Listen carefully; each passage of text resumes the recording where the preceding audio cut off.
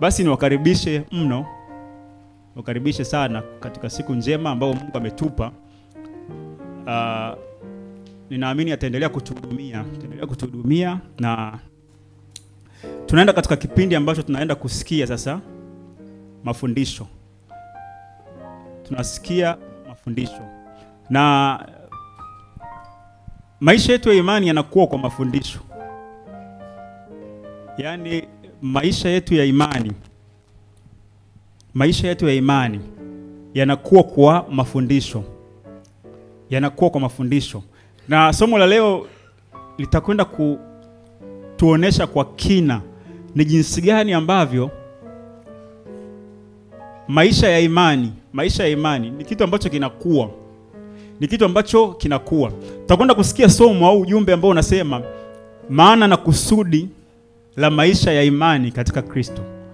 Maana na kusudi la maisha ya imani katika Kristo. Tuelewe kwamba tunaposema tumemwamini Yesu Kristo, maana yake ni kwamba tumeanza maisha mapya ya imani katika yeye. Na tunapozungumza kuzaliwa upya au kuzaliwa mara ya pili, maana yake hapo mwanzo hatukuwa tunaamini kile ambacho tunakiamini. Hatukuwa tumemwamini Kristo. Lakini kuzaliwa upya maana yake tunazaliwa katika imani. Kwamba mwanzoni sikuwa naamini, lakini sasa ninaamini. Ninaamini kwa nini? Ninaamini kwa sababu ya neno. Kwa sababu neno ndio linazaa imani. Kwa hiyo mtu anayesikia habari njema ya wokovu wa Mungu, alafu kupitia habari njema ile akaamini, akamwamini Kristo, maana tunasema huyo mtu amezaliwa upya au amezaliwa mara ya pili. Kwa hiyo tunapozungumza maisha ya imani ni maisha ambayo yana chanzo chake au kinachosababisha maisha ya imani au mwanzo wa maisha ya imani ni neno la Mungu au habari njema. Na mfumo wa maisha ya mwanadamu anaishi kile ambacho anakiamini. Yaani mfumo wa maisha ya mwanadamu hata kama muamini Kristo kuna ambacho anakiamini.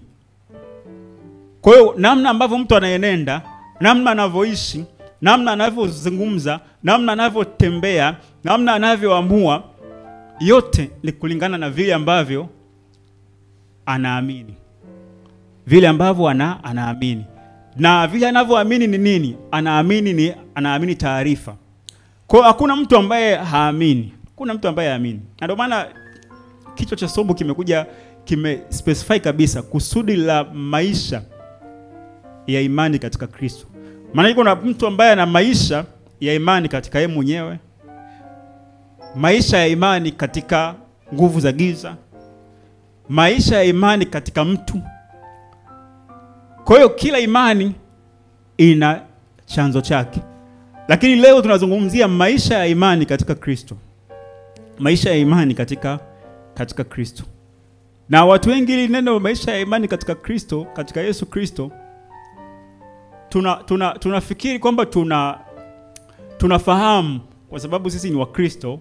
Kwa sababu tuko ndani ya sisi ni wa Kristo, maana yake ni kwamba tayari tunayafahamu maisha ya imani. Lakini maisha ya imani tutakuja kuyaona kwa kina, yanaendana na responsibility, yanaendana na wajibu. Kuna wajibu ambao tunatakiwa tuwe nao ili maisha ya imani ambayo tuko nayo katika Yesu Kristo yawe halisi. Kwamba ile imani isiishie katika neno ambalo tumelipokea, lakini ile imani iwe katika matendo. Kwa sababu moja ya kitu cha muhimu ambacho tuelewe kwamba imani ni kitu ambacho hakionekani, lakini kikiingia ndani ya mtu tutaona matunda yake katika namna ya mwenendo. Kwa hiyo tunapozungumza sisi tunamwamini Yesu Kristo katika namna ya mdomo, lazima kuna namna ambavyo watu wakiangalia waione ile imani yetu katika namna ya matendo. Kwa sababu imani ni kitu ambacho hakionekani, lakini ni kitu ambacho kinaweza kudhihirika. Ni kitu ambacho kinaweza kikapimwa, kikaonekana katika namna nyingine. Kwa ile kwamba mtu amemwamini Kristo na anasema katika namna ya mdomo kwamba nimemwamini Yesu Kristo, kuna namna ambavyo lazima ile imani iwe halisi katika maisha. Na inakuwaje halisi? Inakuwa halisi kwa sababu lile neno nilolisikia likakaa ndani, linakuwa halisi katika namna ya mwenendo. Kwa hiyo maisha ya imani ni mchakato. Maisha ya imani ni mchakato ambao unaanzia katika neno. Kwa hiyo nimesema kwamba hakuna mtu asiamini, kila mtu kuna kitu anachokiamini. Kila mtu kuna kitu kwa sababu vile ambavyo tunaenenda, vile ambavyo tunaamua, vile ambavyo tunatembea katika maisha haya, ndivyo vile ambavyo tunaviamini. Kwa hiyo ukiona mtu mdomoni anachokiongea, ukiona mtu anachokiamua, ukiona mtu anachokiwaza kichwani kwake, labda kama anakushirikisha mawazo yake, utajua kwamba imani yake iko vipi. Na nataka niseme hivi kwamba maisha ya imani, kama nilivyosema, au imani ni kitu ambacho kinajengwa katika ufahamu, kwamba kile anachokifahamu mtu ndicho ambacho anaweza akaenenda, ndicho ambacho anaweza akakiishi, ndicho ambacho anaweza akaamua. Kwa ufahamu, mtu anavyofahamu ndivyo ambavyo anaweza akaenenda. Kwa tunapozungumza imani moja kwa moja, tunagusa moja kwa moja eneo linaloitwa ufahamu. Kwamba imani chanzo chake ni kufahamu. Kufahamu nini? Kufahamu neno au maarifa fulani. Kwa hiyo ufahamu, tunaposema ufahamu, labda katika namna ya tusema ile literal, katika namna ya kawaida kabisa, tukizungumza ufahamu tushasikia kitu kinachoitwa neno milango mitano ya fahamu. Mnafahamu kwamba kuna milango mitano ya fahamu, si ndio? Mshaisikiaga milango mitano ya fahamu. Tumeimba sana tukiwa kuanzia primary kwamba milango mitano ya fahamu ni, tushasikia milango mitano ya fahamu, si ndio? Maana yake tunapozungumza milango mitano ya fahamu, tunazungumza masikio, tunazungumza pua, macho, ulimi, ngozi, si ndio? Kwa milango mitano ya fahamu kazi yake ni kuingiza taarifa katika ufahamu. Ina maana taarifa zinazoingia ndizo ambazo tunaamua na ndizo ambazo tunaenenda nazo. Sasa mtu anaamua kile anachokiamua kwa sababu ya kile kilichopita katika milango yake mitano ya fahamu. Na ndivyo vinatengeneza imani. Na ndio maana nikasema kwamba kila mtu, hata ukiona mtu anaenda kwa waganga wa kienyeji, kuna mahali alisikia kwanza kwamba bana kuna fundi mmoja, bana kuna mtu fulani anaweza akafanya hivi. Alisikia kwanza. Kila kitu mtu anachokifanya, hata kama ni biashara, hata kama ni kazi, kuna namna fulani ulisikia kwanza. Kwa unavyosikia ukaamini, ndivyo ambavyo unachukua hatua kufanya. Kwa hiyo ukitaka kujua kwamba huyu mtu kwa nini amefanya hivi au kwa nini anafanya hivi, ni kwa sababu kuna mahali fulani alisikia, au kuna mahali fulani alifundishwa, au kuna mahali fulani alisoma, kuna mahali fulani iko kitu kilipita katika mlango wa fahamu. Alafu kilipopita katika mlango wa fahamu, ndivyo akaweza kuamua kutenda au kuamua hilo jambo. Na ndio maana ni muhimu sana kulinda milango ya fahamu. Kama unafikiri kwamba milango ya fahamu ni kitu ambacho hautakiwi take responsibility kukilinda. Kwa maana macho, yeye mtu ambaye anatamani kuona kila kitu. Anatamani kuona kila kitu. Kila kitu wewe unataka kuona. Kila kitu unataka kusikia. Haiwezekani ukasikia kila kitu.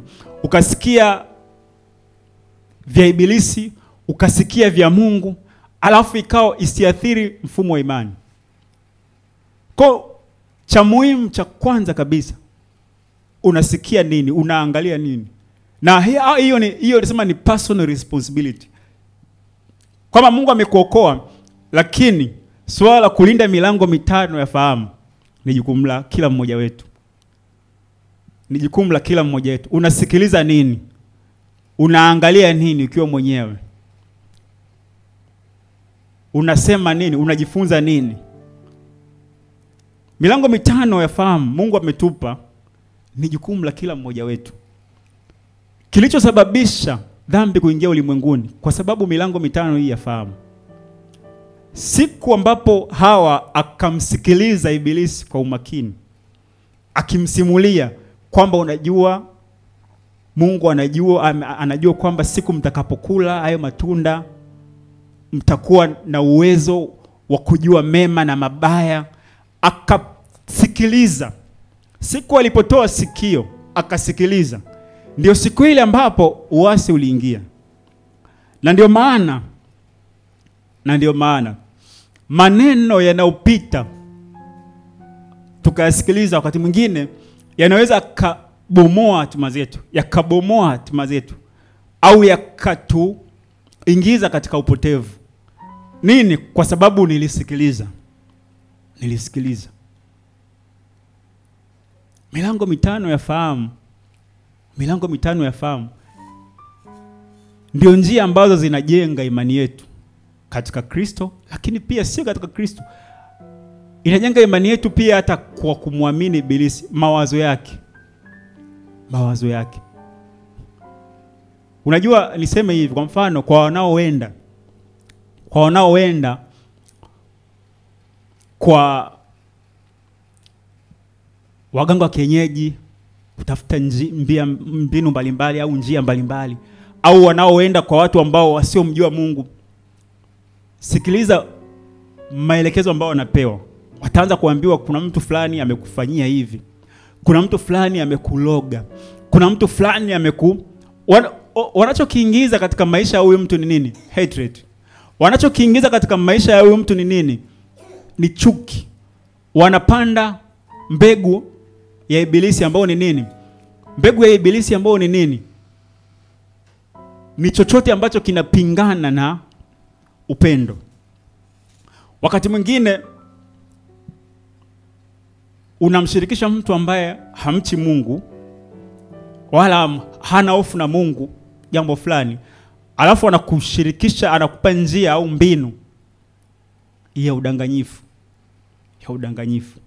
Kwa nimezungumza hili milango mitano ya fahamu. Milango mitano ya fahamu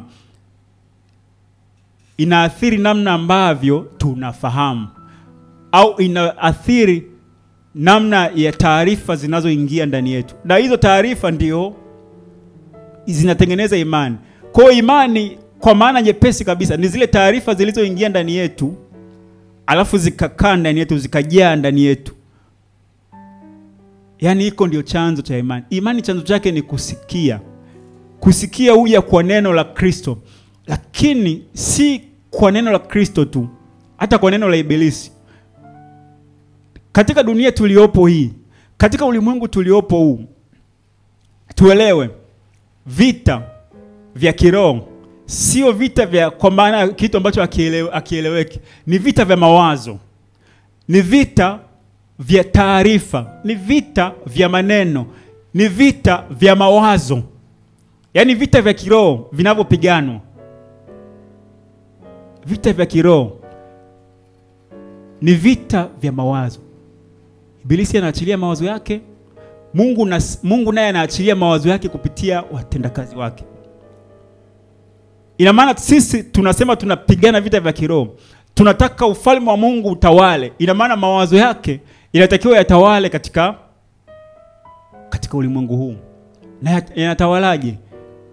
Kwa kuyazungumza, kwa kuyasema. Lakini pia namna ambavyo tunaenenda. Unajua kuna wakati mwingine kumtaja Yesu watu watajisikia vibaya, si ndio? Kwenye baadhi ya maeneo makazini huko ukizungumza habari za Yesu, wakati mwingine unaweza kuwakwaza watu kwa sababu watu sio imani yao wengine, si ndio? Lakini kuna namna ambavyo ukienenda, kuna namna ambavyo ukiamua sawa sawa na standard ya Kristo, yani watu watakukusifu wewe kwamba huyu jamaa yuko smart sana. Huyu jamaa ni jamaa akifanya maamuzi yake ni maamuzi yenye kuathiri. Huyu jamaa ni mtu ambaye ni mwema, anasaidia, ni mtu mwenye upendo. Sasa watu wanaweza wasimkubali Yesu kuwa ni pendo, lakini wakamkubali Yesu au wakauona upendo wa Kristo kwako pasipo kumtaja Yesu. Kwa kuna wakati mwingine tunapozungumza katika ulimwengu tuliopo, tupo katika ulimwengu ambao vita vya kiimani vinapiganwa kwa namna ya mawazo, sio kwa namna ya kuzungumza Yesu anatupenda. Yesu ni pendo. Upendo wa Mungu upo katika Kristo. Lakini kama mimi Kristo yuko ndani yangu, maana kwamba sasa watu wanatakiwa wa switch kwamba badala ya kuona upendo wa Kristo katika maandiko, wauone upendo wa Kristo kwangu mimi. Wauone upendo wa Kristo kwangu mimi. Kwa hiyo hakuna namna ambavyo unaweza kusema kwamba mimi naogopa kumhubiri Yesu Kristo. Kama huwezi kumhubiri Yesu Kristo kwa maneno kwa sababu ya situation, na mimi niseme hivi, kumhubiri Yesu Kristo kwa maneno wakati mwingine sio kila sehemu natakiwa. Asilimia kubwa ya maisha yetu yanatakiwa yawe ni nini? Yawe ni mahubiri halisi ya yale ambayo tumeyasikia na kuyasoma. Bwana Yesu asifiwe. Kwa hapo tupo kwenye milango mitano ya fahamu. Milango mitano ya fahamu ndio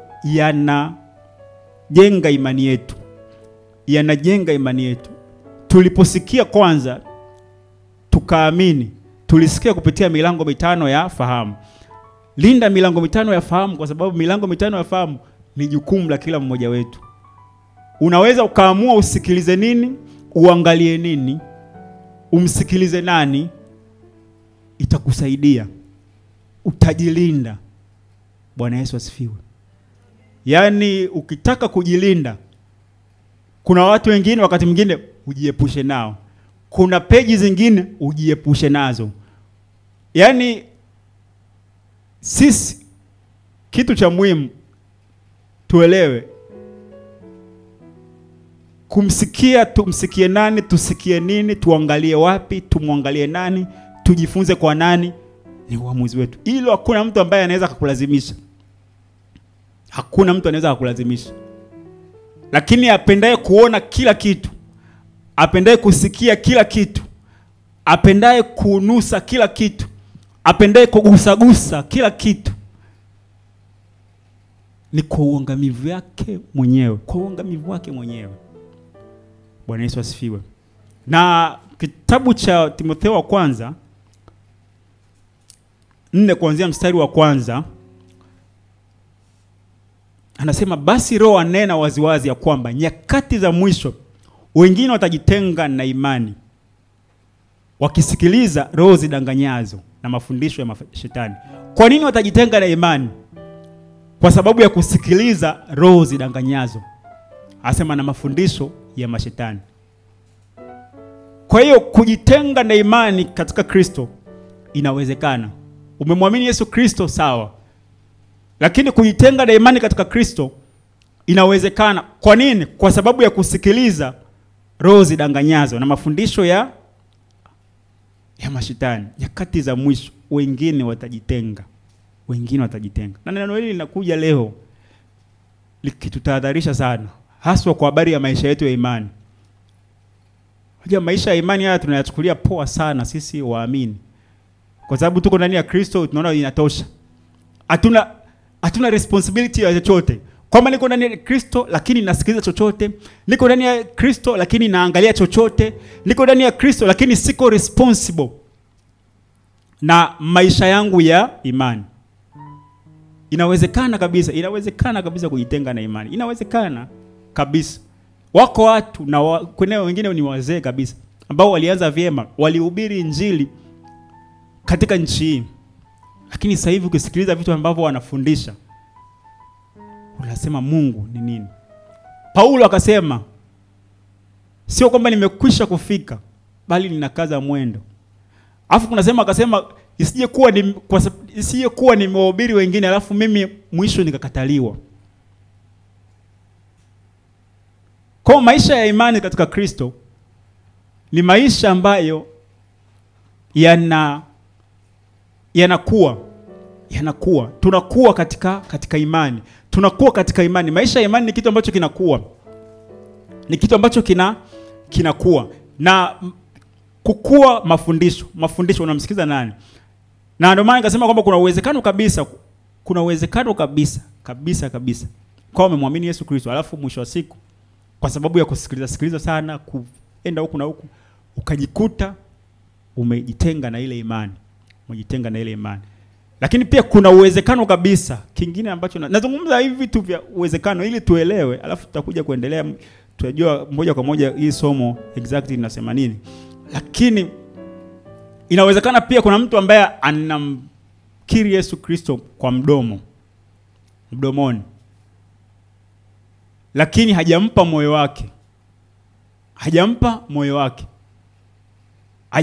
wake kufanya nini? Kujifunza kwake. Kwamba kuna mtu anamkiri Yesu mdomoni, lakini moyo wake uko mbali kabisa na yeye. Mathayo 15:8 anasema, watu wao uniheshimu kwa midomo, ila mioyo yao iko mbali nami. Nao waniabudu bure, wakifundisha mafundisho yaliyo maagizo ya wanadamu.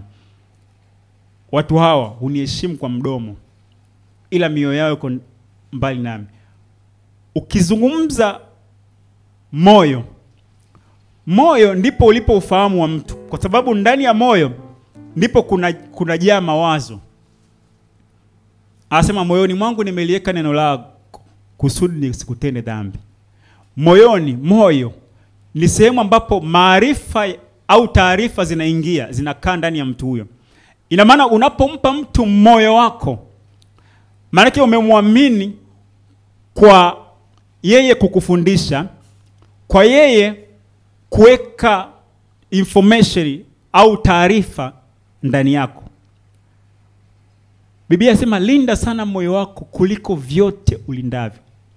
Yaani kumpa mtu moyo wako ni kumpa mtu hatima yako, kumpa mtu maisha yako. Mtu akipata nafasi katika moyo wa mtu, maana yake mtu wa namna hiyo tayari amekuwa mtumwa. Kwa sababu moyo ndio engine ya maamuzi. Sasa watu hawa huniheshimu kwa midomo, ila mioyo yao iko mbali nami. Maana yake ni nini? Maana yake ni kwamba watu hawa wananiheshimu tu kwa mdomo, ila hawataki kuweka vya kwangu katika mioyo yao, au hawataki kujifunza vya kwangu. Kwa hiyo tunapozungumza maisha ya imani, kuna watu wanamwamini Mungu au wanamwamini Yesu Kristo hapa tu mdomoni, lakini ile kwamba mioyo yao iko mbali nao. Maana yake ni kwamba tunaweza kusema tu watu namna hiyo wanamwamini Mungu kwa mdomo, ila mioyo yao iko mbali nao. Kwa sababu moja ya kitu ambacho tuelewe katika maisha ya imani, imani ni information. Na information inakaa katika moyo. Na ukisema unamwamini mtu, maana yake unamwamini mtu kwa moyo wako. Unamwamini mtu kwa moyo wako. Ukisema unamwamini Mungu, maana yake kwamba umempa moyo wako ayajaze ya kwake. Kwa sababu kwa kadiri ambavyo atayajaza ya kwake, ndivyo ambavyo itaathiri namna unavyoamua. Ndivyo ambavyo itaathiri moyo, kwa sababu kinachojaza, nasema kimtokacho mtu ndicho kilichoujaza moyo wake. Ukiona mtu ana mawazo ya kuiba, ina maana kuna information za uwizi zilikaa ndani yake, kwamba bana, haya maisha haya lazima ujiongeze. Haya maisha haya lazima ujiongeze. Unaweza ukafanya tu hivi. Mbona watu huko wanatoka ukiona mtu ujio watu wamepiga. Yaani kuna information zinakaa ndani yake. Alafu ile information zinakaa ndani yake zinamfanya kila anachokifanya akione kawaida. Kwamba kula maisha kijana. Kula maisha ndio haya. Utafika uzeeni huko alafu ndio zile information zikikaa ndani zinakuta zinafanya mtu anavyoenenda, anaenenda vile alivyoingiza ndani yake. Kwa hiyo watu wao ni heshimu ila kwa midomo ila mioyo yao iko mbali naye. Maana yake ni kwamba amezungumza hivi kwa sababu Mungu anachokihitaji katika maisha yetu ni mioyo yetu. Ni mioyo yetu. Akasema kwenye kitabu cha Mathayo 11:29 akasema, jitieni nira yangu mjifunze kwangu, kwa kuwa mimi ni mpole na mnyenyekevu wa moyo, nanyi mtapata raha nafsini mwenu. Jitieni nira yangu mjifunze kwangu. Anachokihitaji Yesu, anachokihitaji Mungu ni moyo. Anachokihitaji ni moyo. Yaani kama unafikiri kwamba Mungu anahitaji kitu kwangu, labda anahitaji mali, anahitaji sijui nini, anahitaji kipawa, Mungu anahitaji moyo wangu. Kwa sababu akipata moyo wangu, maana yake kwamba amepata maisha yangu. Amepata maisha yangu. Na akipata maisha yangu, maana yake kwamba amepata kitendea kazi cha kuathiri ulimwengu. Bwana Yesu asifiwe. Mjifunze kwangu. Jitieni nira yangu mjifunze kwa kuwa mimi ni mpole na mnyenyekevu, nanyi mtapata raha nafsini mwenu. Lakini kingine pia kwenye kitabu cha Mathayo 7 kuanzia mstari wa 24 nasema, basi kila asikiayo maneno yangu na kuyafanya atafananishwa na mtu mwenye akili aliyejenga nyumba yake juu ya mwamba. Nasema mvua ikanyesha, mafuriko yakaja, pepo zikavuma, zikaipiga ile nyumba isianguke, kwa maana misingi yake imewekwa juu ya mwamba.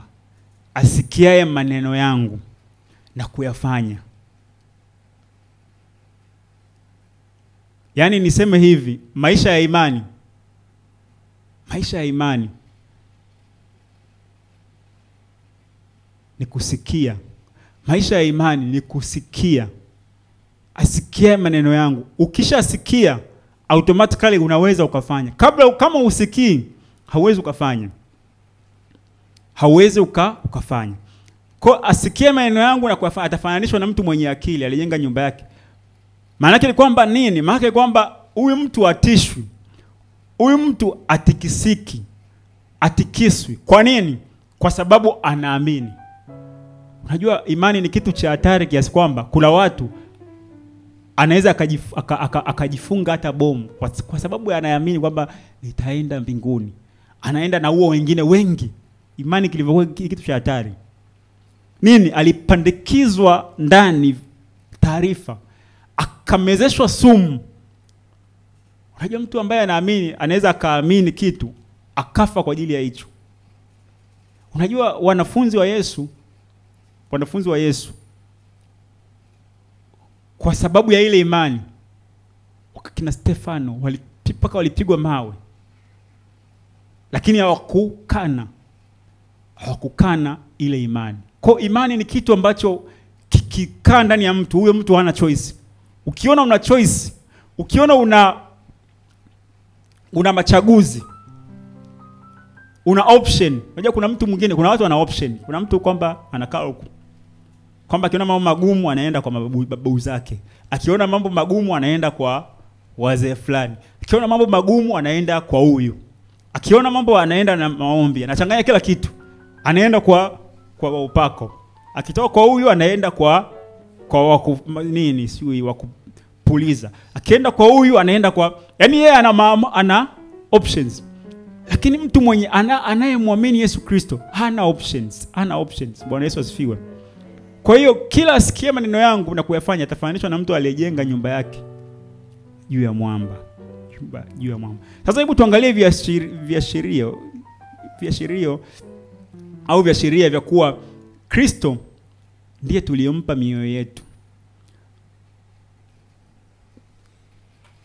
punguze.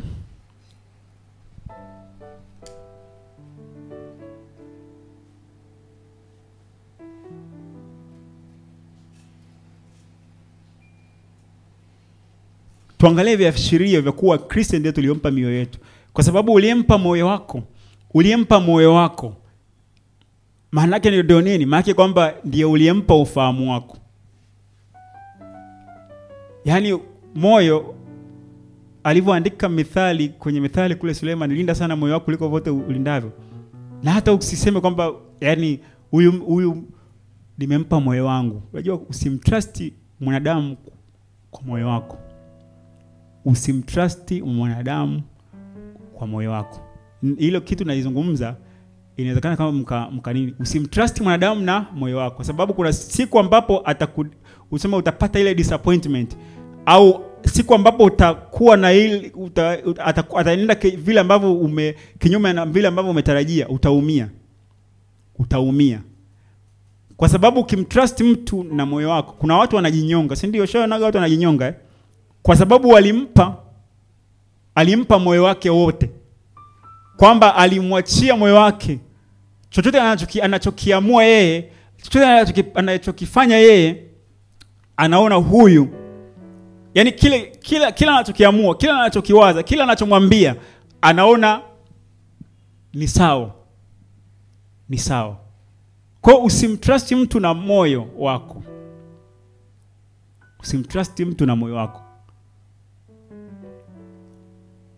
Watu tunawasikiliza, watu tunawapa nafasi kwa sehemu, kwa kadiri ya vile ambavyo ni bora. Bwana Yesu asifiwe. Unajua nikisema hivyo naona kama mtu anaweza kusema huyu jamaa mbona, lakini usimtrust mtu na moyo wako. Tunamtrust Mungu na mioyo yetu kwa sababu yeye ndiye aliyetuumba. Ndiye aliyetuumba. Kwa nina ujasiri wa kumtrust Mungu na moyo wangu kwa sababu yeye ameumba uwe vile ambavyo ulivyo. Sasa viashiria vya kuwa Kristo ndiye tuliyompa mioyo yetu. Kitu cha kwanza ni kusikiliza mafundisho. Kusikiliza mafundisho ya alivyo Kristo kupitia kusoma maandiko na kujifunza kwa watumishi wa Kristo. Ukiona mtu anasoma maandiko, unajua hii kitu cha kusoma maandiko tunakichukulia kwamba, lakini ukiona mtu anachukua hatua, hata yeye mwenyewe ana ratiba yake kusoma maandiko, utajua kabisa huyu mtu amempa moyo wake Kristo. Ukiona mtu anasoma maandiko ambayo yanamfunua Kristo au yanazungumza habari za Kristo, utajua kabisa huyu mtu amempa moyo wake Kristo. Kwa sababu moyo unajaza taarifa. Na huyu mtu anasoma maandiko, huyu mtu anasikiliza mafundisho ya watumishi wa Kristo. Maana yake nini? Maana yake kwamba ameutoa moyo wake kwa Kristo. Kwa hiyo mioyo yetu, tunapozungumza mioyo yetu, tumempa au tumemkabidhi au tumemwamini nayo Kristo. Sio tunamheshimu tu kwa midomo, ila mioyo yetu iko karibu naye, haiko mbali naye. Maana yake ni kwamba tunakuwa karibu na mafundisho ambayo tunayapokea kupitia maandiko na watumishi wa Kristo. Kitabu cha Waebrania 1 kuanzia mstari wa 1. Nataka nizungumze hapa kwa nini ni muhimu kujifunza habari za Kristo. Kwa sababu wakati mwingine dunia inatamani mjue Mungu. Tukisema Mungu katika namna ya kawaida, Yesu Kristo ni Mungu. Lakini watu wengi wakisema Mungu moja kwa moja wanamtafsiri ni Baba, si ndio? Watu natamani tumjue Baba, tumuone Baba. Kwa sababu Yesu Kristo ni mwana wa Mungu. Yesu Kristo ni mwana wa Mungu. Alafu kuna Mungu Baba ambaye ni Baba wa Bwana wetu Yesu Kristo. Hiyo lazima tuielewe. Sasa watu wengi wanatafuta kujifunza au wanamtafuta baba, lakini hawajui kwamba baba mwenyewe ameshajilimit, ameshajiekea utaratibu kwamba ukitaka kunijua mimi, ukitaka kuniona mimi, yupo mwanangu ambaye nimemdhihirisha kwenu, ambaye ukimuelewa yeye, ukimuona yeye, ukimsikia yeye, umeniona mimi. Kwa hiyo tunaposema tunasikiliza mafundisho, tunasoma maandiko yenye kumfunua Kristo, maana yake ni nini? Maana yake ni kwamba mioyo yetu pia tunaikabidhi kwa baba yake. Kwa sababu kumpata Kristo, au kwa maana kwamba kujua habari za Kristo ni kujua habari za baba. Waebrania kwanza mstari wa kwanza anasema Mungu ambaye zamani alisema na baba zetu katika manabii kwa sehemu nyingi na kwa njia nyingi, anasema mwisho wa siku hizi amesema sisi katika mwana, amesema na sisi katika mwana. Anasema aliyemweka kuwa mrithi wa yote, tena kwa yeye aliufanya ulimwengu. Anasema yeye kwa kuwa ni mng'ao wa utukufu wa chapa yake, alivichukua vyote kwa amri na uweza wake, akiisha kufanya utakaso wa dhambi, akaketi mkono wa kuume wa ukuu huko juu. Zamani Mungu alizungumza na wana wa Israeli. Alizungumza na baba zetu. Hapa alikuwa anazungumza na Waebrania. Ilikuwa ni injili kwa Waebrania. Sasa alizungumza na wazee wa enzi hizo katika namna nyingi. Anasema lakini mwisho wa siku hizi amesema nasi katika mwana. Ina maana tunapotaka kumsikia baba, tunapotaka kumwangalia Kristo, baba alivyo, mawazo ya baba, manake Mungu ameamua kujifunua katika Kristo. Katika Kristo. Kwa Mungu, tunatamani kumuona Mungu Baba, tunataka tumsikie Mungu Baba. Mungu ameshajifunua. Amesema katika siku hizi amesema na sisi katika mwana. Ndio maana Yesu anaitwa Emmanuel, au Mungu pamoja na sisi. Maana tukimwangalia Yesu tumemwona Baba. Bwana Yesu asifiwe. Kwa hiyo tunaposoma mafundisho, maandiko, tunasikiliza mafundisho yanayomfunua Kristo alivyo, maana tunajifunza au tunajua shauri la baba. Kwa sababu tukijua shauri la Kristo ndio shauri la baba. Yohana 14:6 asema, Yesu akawaambia, mimi ni njia, kweli na uzima, mtu haji kwa baba ila kwa njia ya mimi. Asema kama mngalimjua baba. Asema tangu sasa mnamjua tena mmemuona. Filipo akamwambia, utuonyeshe baba yatosha. Yesu akamwambia, mimi nimekuwa pamoja nanyi na wewe, nimekuwa pamoja nanyi siku hizi zote, wewe usinijue Filipo? Aliyeniona mimi amemuona baba. Basi wewe wasemaje utuonyeshe baba? Unisadiki kwamba mimi ni baba na baba yuko ndani yangu? Asema haya maneno niliwaambia siyasemi kwa shauri langu, lakini baba akaenda ndani yangu zifanye kazi zote. Mnisadiki kwamba mimi ni ndani ya baba na baba yu ndani yangu. La msadiki, sadikini kwa sababu ya kazi zenyewe. Kwa hiyo tunapomjua Kristo au tunapompa moyo wetu Kristo, maana yake tumempa moyo wetu baba Mungu. Yaani usitafute kumjua baba Mungu, usitafute kumpa moyo wako baba Mungu, na kati Mungu amesema nasi katika siku zetu kwa njia ya mwana. Kwa hiyo kumjua Yesu Kristo inatosha. Kumjua Yesu Kristo inatosha kabisa. Kwa sababu kimjua Yesu Kristo, umemjua baba jinsi alivyo. Bwana Yesu asifiwe. Kwa hiyo ndivyo ambavyo ilivyo. Na katika zama hizi niseme watu wengi hawapendi mafundisho ambayo yanazungumza kwa habari ya Kristo. Watu wengi hawapendi mafundisho yanayozungumza kwa habari ya Kristo katika zama hizi.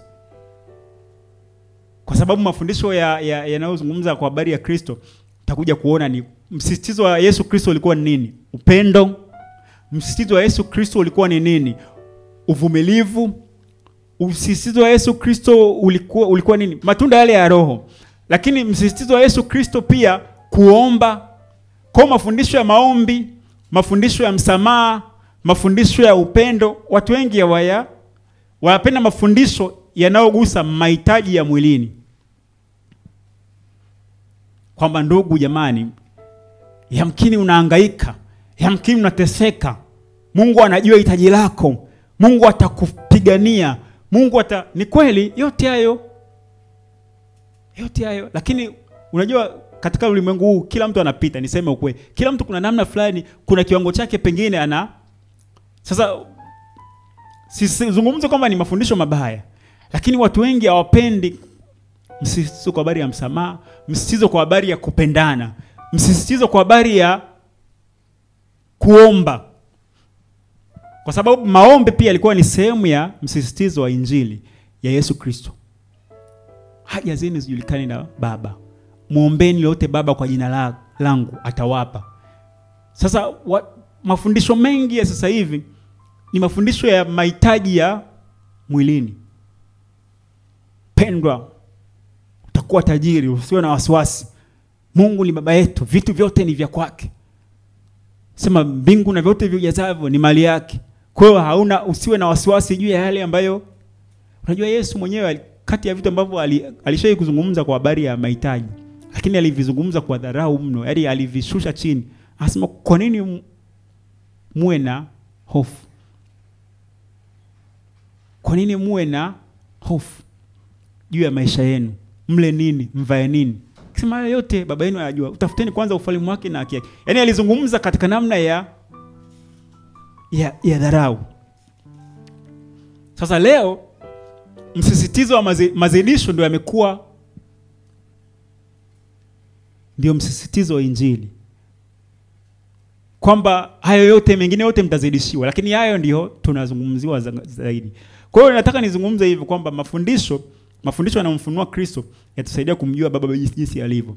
Lakini pia jambo la pili kwamba tutajuaje kwamba huyu mtu moyo wake amempa Kristo, au moyo wetu tutajuaje kwamba sisi moyo wetu tumempa Kristo? Jambo la pili ambalo ni la muhimu pia, kuna namna fulani kutakuwa na utayari wa kuwahabarisha wengine habari njema za Yesu Kristo. Kutakuwa na utayari. Mtu mwenye utayari wa kuwaambia wengine habari njema za Yesu Kristo, unajua huyo mtu huyo moyo wake upo kwa Kristo. Unajua katika namna ya kawaida ukipata kitu kizuri, ukipata taarifa njema, si unawaambia wengine kwa mbwembwe na kwa bashasha kwamba bana nimesikia hiki, nimesikia jambo hili, nimesikia fursa hii. Ukipata habari njema uko tayari kuwashirikisha wengine. Sasa watu wengi hawana ujasiri wa kuambia wengine, au hawana ile shauku ya kuambia wengine habari za Yesu Kristo, kwa sababu hizo habari za Yesu Kristo wanaona kana kwamba mwenyewe katika maisha yao hazijawasaidia. Kwa mtu ambaye amempa moyo wake Kristo,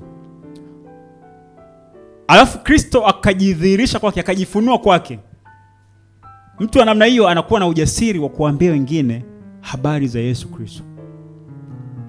Anakuwa na nikisema uje kuambia wengine habari za Yesu Kristo, sio lazima uende moja kwa moja. Watu na social media hapa, lakini hivi social media zenu hizi ambazo mlizo nazo, mshawahi kuposti tu hata habari njema ya Injili? Habari njema tu ya Injili kwamba Yesu Kristo amekuja ili sisi tuwe huru. Unajiona umedharaulika, lakini Yesu Kristo anatupenda. Yaani habari njema. Unajua wakati mwingine kwa social media hizi tunapenda kujiposti sisi tu. Tunapendaga sisi tujulikane. Kwamba mimi labda nafanya sana jambo hili. Mimi sasa ni mchoraji sana. Mimi labda napiga sana kitu hiki. Mimi labda nafanya sana hivi. Yaani tumekuwa hizo tunapenda kuonyesha wengine kwamba sisi tunafanya kitu hiki. Lakini je, tumekuwa tuna shauku pia wakati mwingine ya kuandika ujumbe wa Injili? Kwa sababu wakati mwingine tunafikiri kwamba kuwahubiria watu wengine habari njema lazima tuanze kusema unajua Yesu anakupenda, alikufia msalabani. Wakati mwingine social media tu, bando tunazotumia hizi. Unaweka bando, buku limeisha. Katika hilo bando, buku limeisha, watu wamejifunza nini katika hiyo 1000 yako ambao umeweka? Watu wamejifunza nini? Umeona mtu amekata tamaa, unamshauri nini? Kwa hiyo ndivyo ambavyo ilivyo.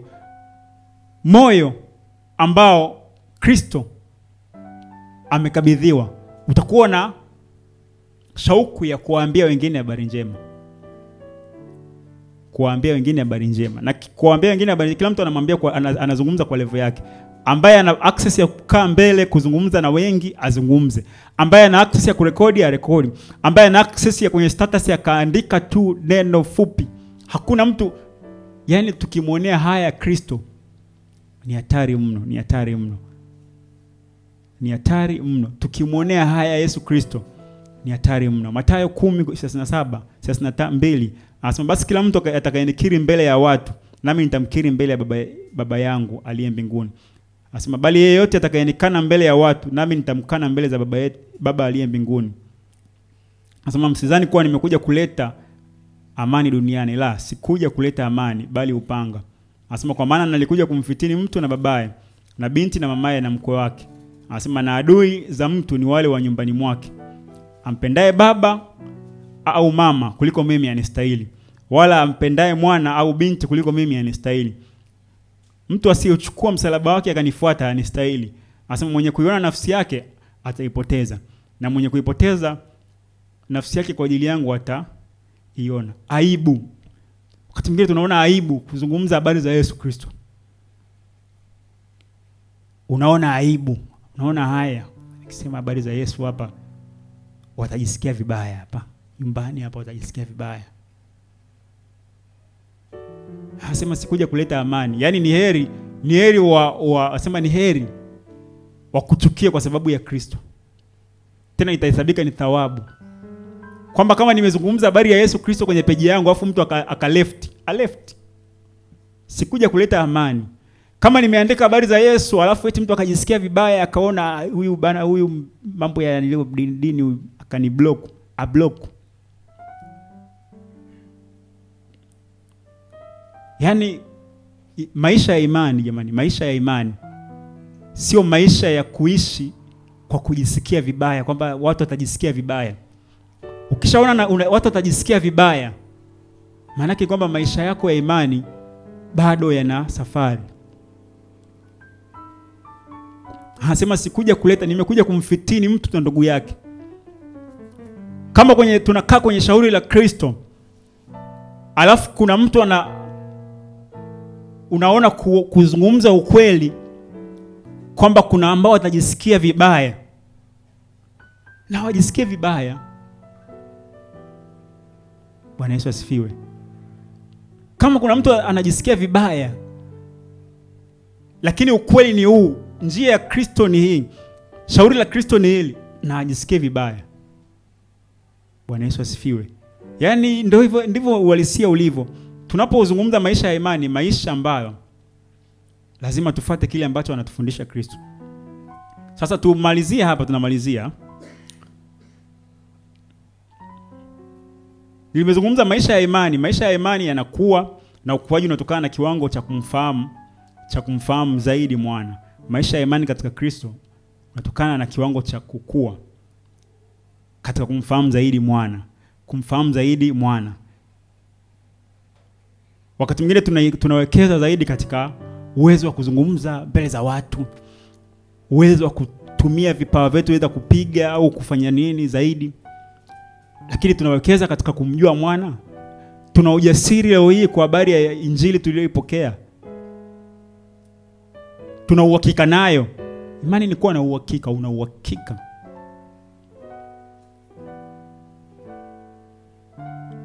Kwa hiyo ndivyo ambavyo ilivyo. Na hata sisi hapa tuko fellowship hapa. Lengo kubwa ndio hilo.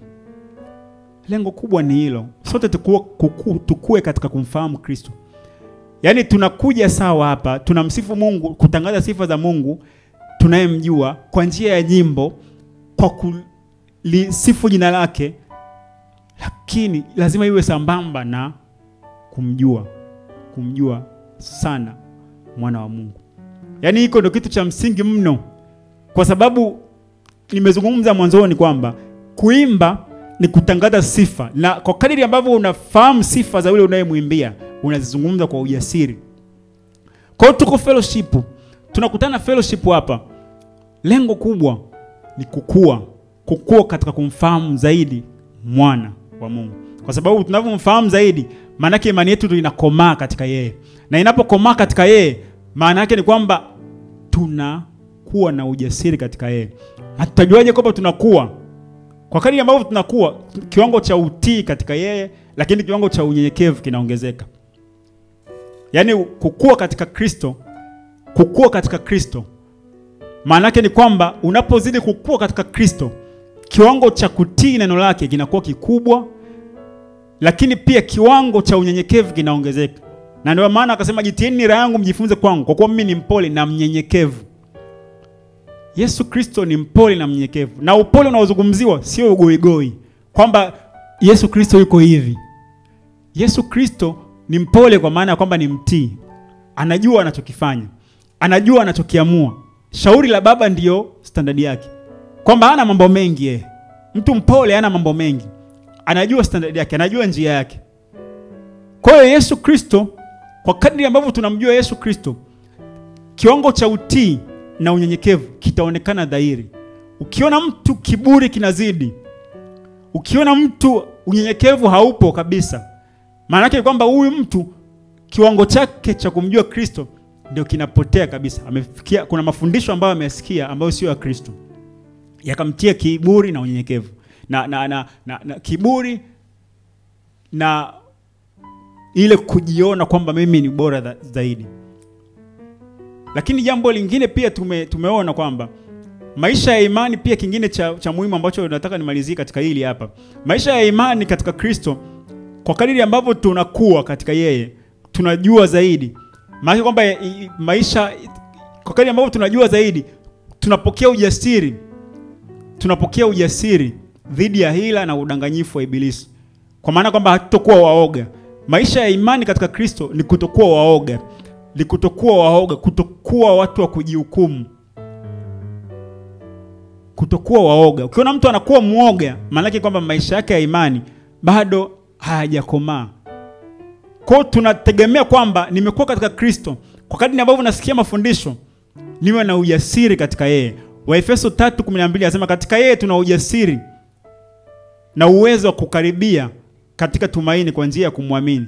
Anasema basi nawaomba msikate tamaa kwa sababu ya dhiki zangu kwa ajili yenu zilizo tukufu. Alikuwa anawaandikia Paulo wa Efeso, lakini katika yeye tuna ujasiri na uwezo wa kukaribia katika tumaini kwa njia ya kumwamini. Tunapomwamini, maana tunakuwa na ujasiri. Sio mambo ya uchawi, sio mambo ya uganga, sio mambo ya ushirikina yatatuogopesha.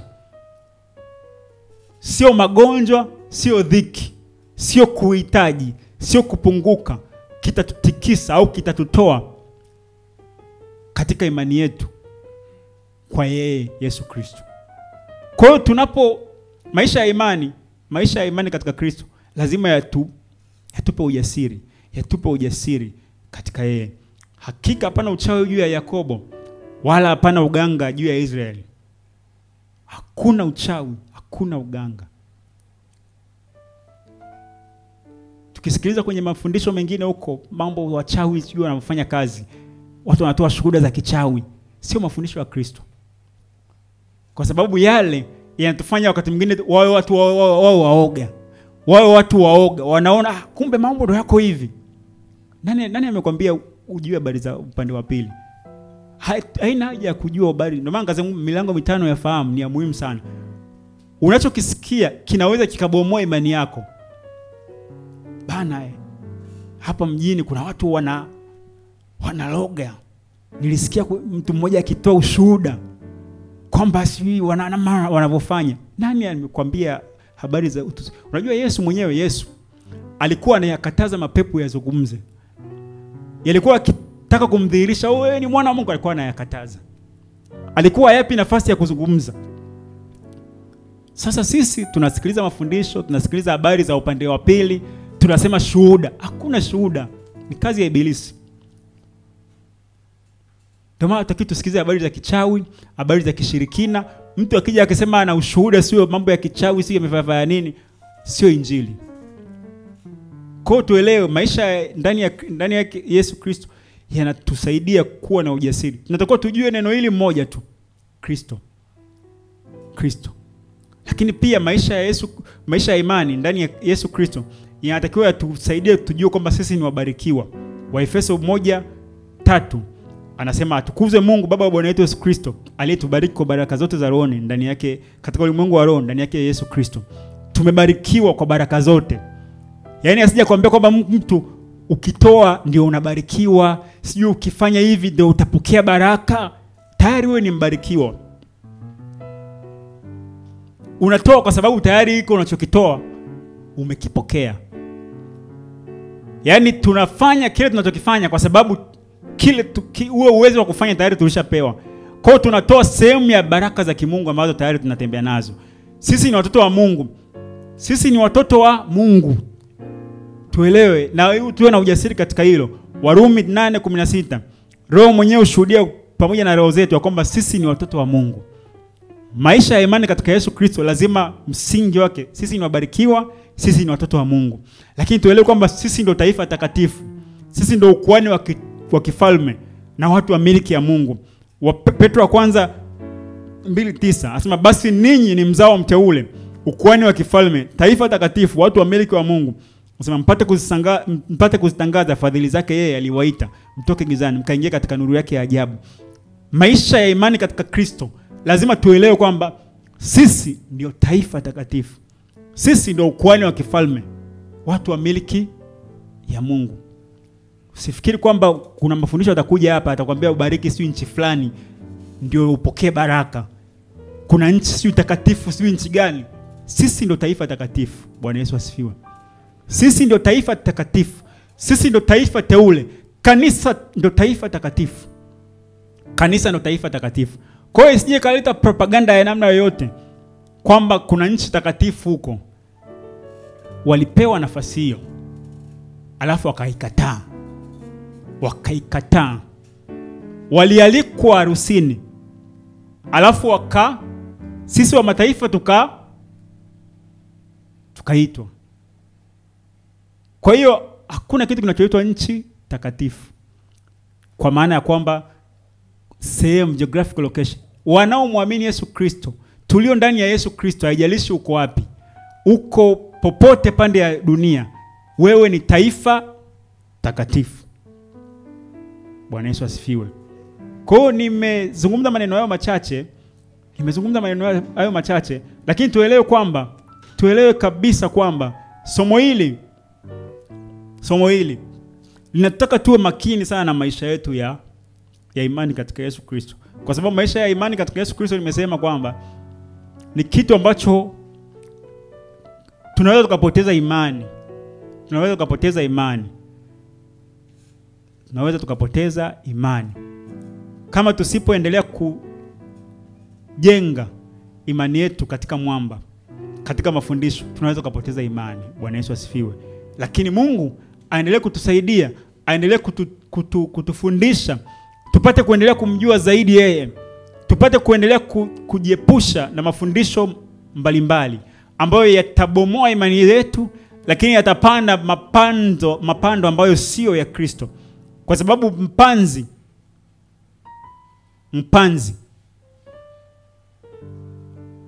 yule ambaye alizungumzwa katika maandiko kwamba alipanda mbegu ambazo ni za mwitu, yupo anazunguka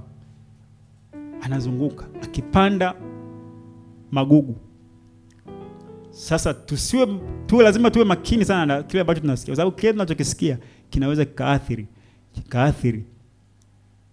imani zetu. Milango 5 ya fahamu tuilinde, kwa sababu katika hiyo imani zetu zinaweza zikakua, lakini imani zetu zinaweza pia zikabomolewa. wako walioanza vizuri na Kristo, lakini wamefika mbele wakaiacha ile imani. Imani ni ya thamani mno kuipoteza. Ukisha kuwa na doubt, lazima hiyo doubt imeingia. Kuna mtu niliongea naye siku moja nikasikia kabisa kwamba ana doubt uhalisia wa Mungu. Iliniuma sana ndani. Iliniuma. Anamquestion Mungu. Anaquestion uwepo wa Mungu. Biblia inasema pumbavu usema moyoni mwake hakuna Mungu.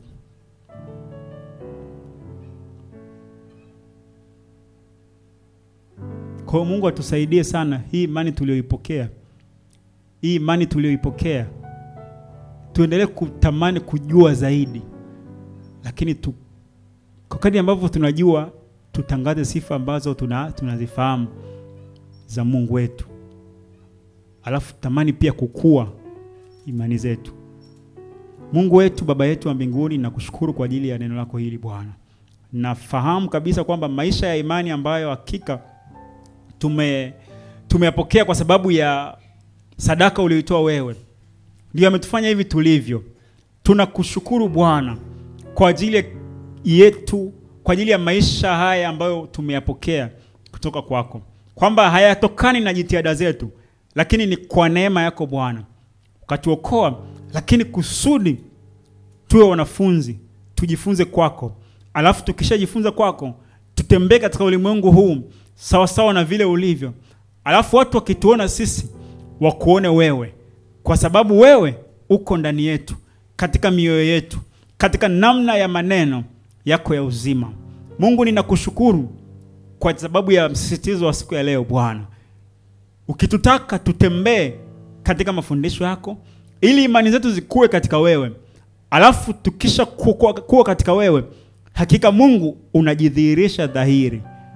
Mfalme, ninakutukuza kwa ajili ya siku njema hii Bwana, ambayo hakika ninaamini ujumbe huu ambao umesema nasi katika namna rahisi, katika namna ya msisitizo kwa habari ya maisha yetu ya imani. Hakika Mungu umeweka madai katika maisha haya ili tusije tukapoteza imani hii ambayo umeigaramia wewe mwenyewe. Mfalme, ninakutukuza kwa sababu ya siku njema hii ambayo hakika neno lako uliliachilia mahali hapa halitarudi bure, bali linakwenda kutuongeza, linakwenda kutuzidisha, linakwenda kutusogeza hatua mpya katika maisha yetu ya imani. Tukufu na heshima Baba na kurudishia wewe. Katika jina la Yesu nimeomba. Amen.